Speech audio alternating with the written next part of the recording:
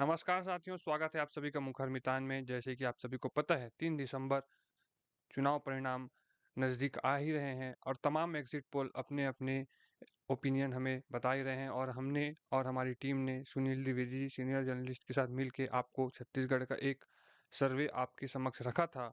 लेकिन अब चुनाव के परिणाम नज़दीक हैं, वोटिंग हो चुके हैं लगभग सभी राज्यों में। तो एक अंतिम जो हम निष्कर्ष लेके आए हुए हैं, वो आप सभी के समक्ष रखने वाले हैं। कैसा इस चुनाव का परिणाम हमको देखने को मिल रहा है हमें और हमारी जी न्यूज़ की टीम को।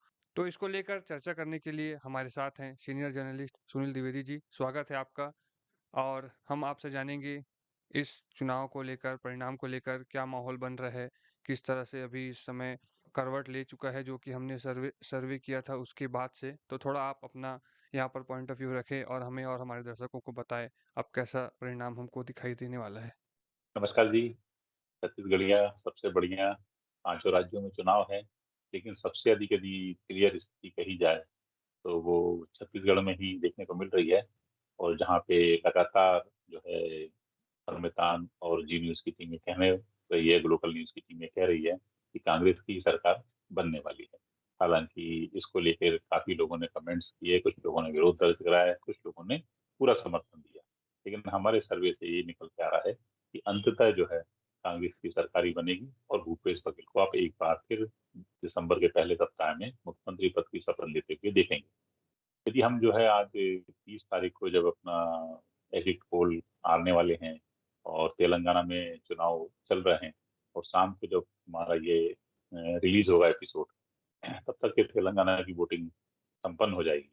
तब हम यदि छत्तीसगढ़ में देखते हैं कि पोलिंग के बाद में किस तरह से सीट वार स्थिति क्या रही, तो हम इसका संभागवार एक आकलन करेंगे।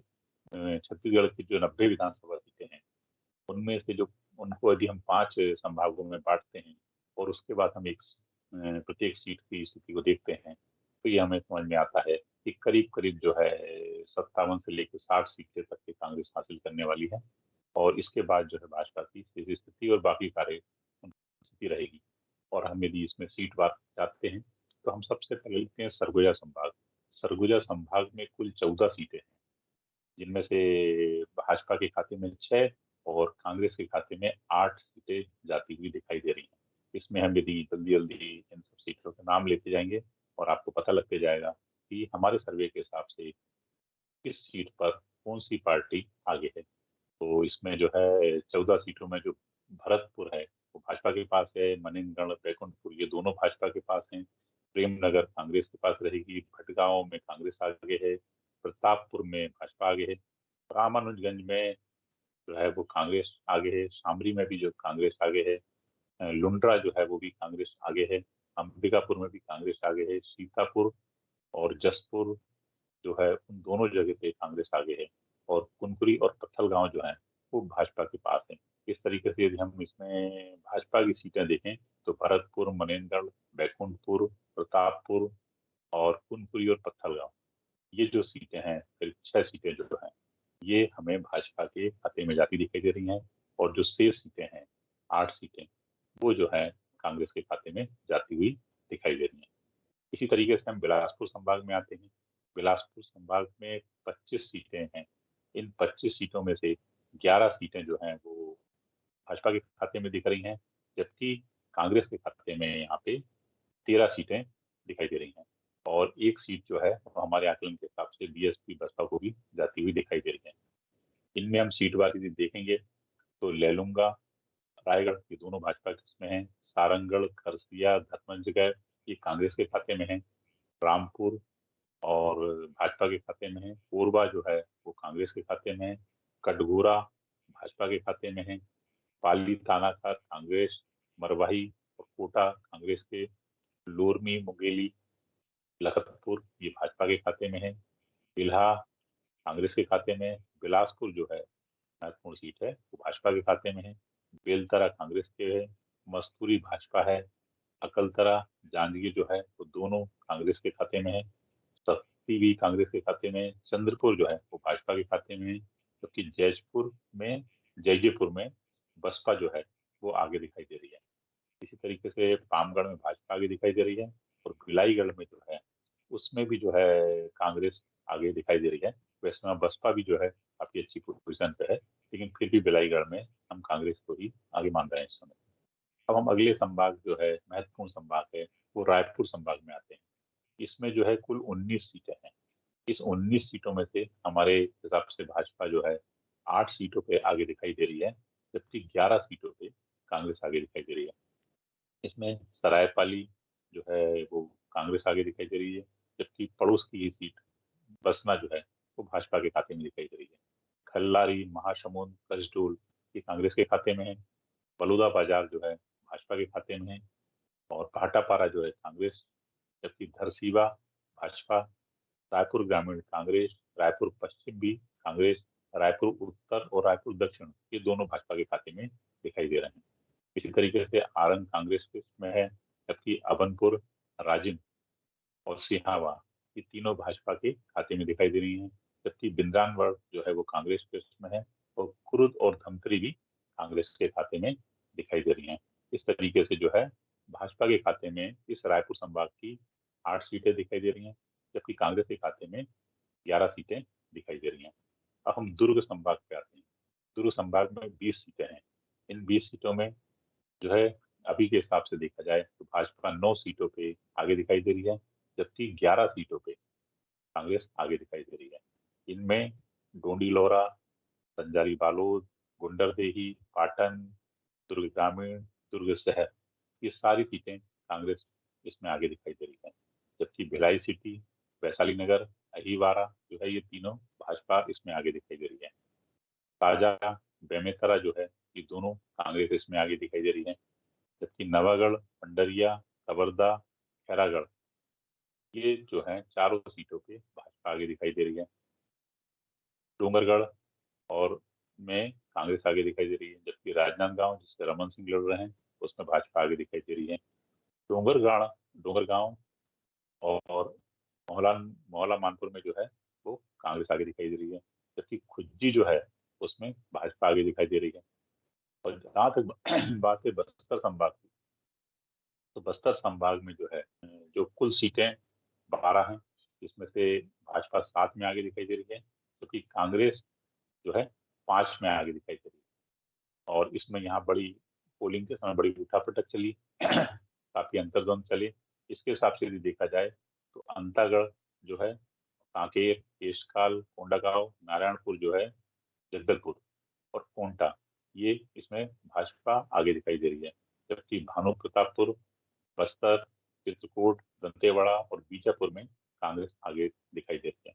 इस तरह से यदि हम बात करें तो जो कुल 90 सीटें हैं, इन 90 सीटों में से भाजपा 40-42 के आसपास दिखाई दे रही है, जबकि कांग्रेस के पास में करीब-करीब जो है 50-56 सीटें करीब-करीब आगे दिखाई दे रही हैं। और इस तरीके से पांचों संभाग की यदि हम बात करें और इसमें हमने काफी जगह जो है इस मान से भी कि चूंकि कांग्रेस की सरकार है, कांग्रेस का एक माहौल दिखाई दे रहा है, तो कई जगह पे जो है जहाँ टक्कर की स्थिति थी, वहाँ हमने थोड़ा-सा भाजपा को मान के रखा है कि यदि उनका भाव सामने नहीं आ पाया, कुछ नहीं हो पाया, तो भी हो सकता है कि अंदरूनी रूप से लोग भाजपा को वोट दे रहे हों। तो इस हिसाब से भी देखा जाए, तो यदि हम पूरे प्रदेश की बात करें, तो पूरे प्रदेश में कांग्रेस की सरकार बनने जा रही है और करीब-करीब जो है 50 से ऊपर सीटें कांग्रेस आराम से लेती हुई दिखाई दे रही है और निसंदेह जो है कांग्रेस की सरकार आगामी 3 दिसंबर को आपको बनती हुई दिखाई देगी। अनिकेत जी। तो सुनील जी, जो हमारा जो पिछला सर्वे था उसके मुताबिक अब वोटिंग के बाद हमारा जो एग्जिट पोल हम जो बता रहे हैं उसमें कितना बदलाव आप देख रहे हैं, और सर्वे और इसमें क्या डिफरेंस है? ये जो हमने 2 दिन पहले जो है पोलिंग के 2 दिन पहले और हमने जो एपिसोड किया था उसमें हमने करीब-करीब कांग्रेस को 70 सीटें दी थी। और इसके बाद निसंदेह जो है चुनाव मैनेजमेंट होता है, लोगों से इम्पैक्ट होता है, लोग ऐन समय पे अपने मूड को थोड़ा बदलते भी हैं, थोड़ा कुछ स्विंग भी करते हैं उसके हिसाब से। इसके अलावा जो है जहाँ पे कांग्रेस के बागी लोग खड़े हुए थे, ठीक है, उनका क्या इफेक्ट पड़ा, जहाँ दूसरे और अन्य दलों के लोग थे जो कांग्रेस के वोट काट रहे थे, उससे कुछ असर पड़ता हुए दिखाई देता है। तो इस हिसाब से यदि हम देखें तो हमें लगता है कि कुछ भाजपा की सीटें चुनाव में वोट डालने के दौरान बढ़ी हैं। तो जहाँ हमारा ये आंकलन पहले था कि 15-16 सीटें, 18 सीटें करीब-करीब जो है भाजपा की आएँगी, लेकिन अब उससे थोड़ी ज़्यादा आती हुई दिखाई दे रही हैं। लेकिन इस बात पे हम पूरी तरह से कायम हैं कि जो है करीब-करीब जो है 55 सीटें, 60 सीटें जो है इसके बाद भी कांग्रेस लेके आएगी और कांग्रेस की सरकार बनेगी। हमारा मूल उद्देश्य यही था कि हम लोगों को बता पाएँ कि हवा किस ओर बह रही है। हमने सीट वाइज़ जो पाँचों संभाग का जो आकलन किया है, वो भी थोड़ा-सा उसको आप प्रो भाजपा कह सकते हैं क्योंकि भाजपा का माहौल एकदम से नज़र नहीं आ रहा था और कई बार ऐसा होता है कि आपको ये सोचना समझना पड़ता है कि जिसकी सरकार है, उसकी ओर माहौल अपने आप कई बार खिंचा हुआ भी दिखाई देता है।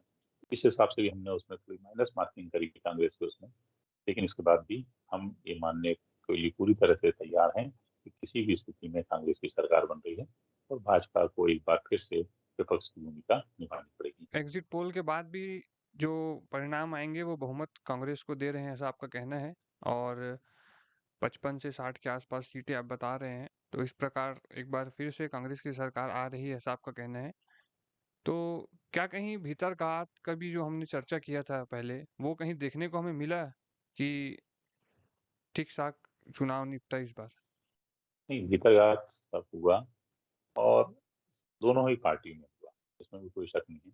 लेकिन जहाँ तक बात है चूँकि सत्ताधारी दल कांग्रेस थी, तो कांग्रेस में भीतरघात थोड़ा ज़्यादा होगा, ठीक है? भाजपा में उसकी तुलना में थोड़ा कम रहेगा। 5 साल वो लोग विपक्ष में बैठे भी हैं इसलिए भी और भाजपा जो है अपना इस मैनेजमेंट को करने में थोड़ी माहिर भी रही है। जहाँ-जहाँ भी उसे ऐसी आशंका रही है, वहाँ ऊपर से उनका हाईकमान का डंडा चला है और लोग फिर थोड़े ठीक भी हुए हैं। लेकिन कांग्रेस में जिन विधायकों को टिकट नहीं मिली है या जो टिकट की अपेक्षा लगाए बैठे हुए थे, इस बार हमको मौका मिलेगा, उन सारे लोगों ने भीतरघात किया है और जिसका कांग्रेस को थोड़ा-सा खामियाजा उठाना पड़ता है। लेकिन इसके बाद भी जो है, सरकार बनाने में कहीं कोई दिक्कत नज़र नहीं आई। और थर्ड फ्रंट की हम बात करें, जोगी कांग्रेस या अन्य गोंडवाना समाज पार्टी, इन लोगों का कितना रोल आप देख रहे हैं वोट काटने में? कोई सीट कहीं आते हुए दिखाई दे रहा है आपको? 2-3 सीटें हैं, जिनमें आपको बसपा दिखाए गए अच्छे वोट से लेके आएँगे और उसमें से 1-2 सीटें वो जीत भी सकते हैं। जैसे जैजैपुर वगैरह हमने सरगुजा संभाग वगैरह में बताया, बिलासपुर संभाग की सीट बताई, तो ऐसी 1-2 सीटें उनकी हो सकती हैं। जो कि कांग्रेस भी 1-2 जगह जो है अच्छा प्रदर्शन करेंगी, लेकिन मुख्यतः लड़ाई जो है भाजपा-कांग्रेस के बीच भी रही है और ये लोग सिर्फ वोट काटने तक ही थोड़े बहुत सीमित रहे हैं और निस्संदेह जो है इन्होंने वोट काटने में जहाँ तक जो गोंपा वगैरह हैं आदिवासी वाली जो सीटें हैं, उनमें उन्होंने थोड़े बहुत वोट काटे हैं, जिसमें दोनों पार्टियों के वोट कटे हैं। और लेकिन इसके अलावा जो है सेकंड नंबर पे, थर्ड नंबर पे जो है अपनी स्थिति को मजबूत किया है इन्होंने। लेकिन जहाँ तक सीट हासिल करने वाली बात है, तो मेरा मानना है कि जो अन्य सभी दल और पार्टियाँ जो हैं कांग्रेस भाजपा के अलावा, उनका आंकड़ा 5 से ही नीचे रहने वाला है। ये निश्चित है। जी, बहुत-बहुत धन्यवाद। एक हमारे सामने बढ़िया-सा आपने एनालिसिस रख दिया है एग्ज़िट पोल जो क्या कहता है हमारा, और मुखर मितान और जी न्यूज़ की टीम का। और अब बस 3 दिसंबर का इंतज़ार है। जिस प्रकार हमारा एग्ज़िट पोल रहा, सर्वे रहा, उसके अनुसार तो भाजपा का एक बार फिर से सूपड़ा साफ होता हुआ दिखाई दे रहा है। हालाँकि पिछले बार से अधिक सीटें आने की यहाँ पर दिखाई दे रही हैं, लेकिन एक बार फिर से बहुमत कांग्रेस को जाता हुआ दिख रहा है और असली परिणाम तो 3 दिसंबर को ही मिलेगा, जिसके लिए आप हमारे साथ बने रहिए। मुखर मितान और जी न्यूज़ की टीम आपके सामने ऐसे ही और अनेक मज़ेदार और इन्फॉर्मेटिव वीडियो लाते रहेंगे। हमारे साथ जुड़े थे सीनियर जर्नलिस्ट सुनील द्विवेदी जी, आपका भी बहुत-बहुत धन्यवाद। और इसी के साथ साथियों, हम आप सभी से अलविदा लेते हैं। जल्द ही मिलेंगे आपसे एक नए वीडियो में कुछ नया लेकर। धन्यवाद। जय हिंद।